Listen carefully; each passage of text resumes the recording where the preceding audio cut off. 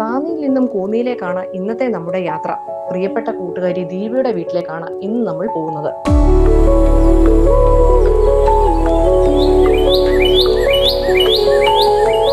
നല്ല മഴക്കാറും മഴയും വരുന്നതുകൊണ്ട് അത്യാവശ്യം ഞങ്ങൾ നല്ല സ്പീഡിൽ തന്നെ യാത്ര തുടർന്നു. ഏകദേശം 45 മിനിറ്റിനുള്ളിൽ ഞങ്ങൾ ദീപയുടെ ഭവനത്തിൽ എത്തിച്ചേർന്നു.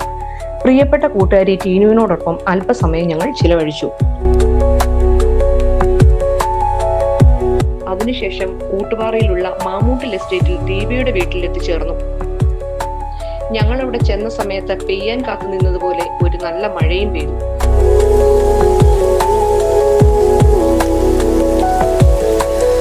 കോന്നിയിലെ ആ മനോഹരമായ പ്രകൃതിയിലേക്ക് മഴ കൂടി പെയ്തിറങ്ങിയപ്പോൾ കാണാൻ നല്ല ഭംഗിയുമായിരുന്നു.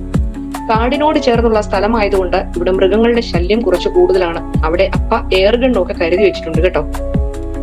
മാമൂട്ടിൽ എസ്റ്റേറ്റിൽ സ്ഥിതി ചെയ്യുന്ന അന്ത്രയോസ് ബാവയുടെ നാമത്തിലുള്ള ഒരു കൊച്ചു മനോഹരമായിട്ടുള്ള ദേവാലയമുണ്ട്. അവിടെ കയറുവാനും പ്രാർത്ഥിക്കുവാനും ഞങ്ങൾക്ക് ഇടയായി.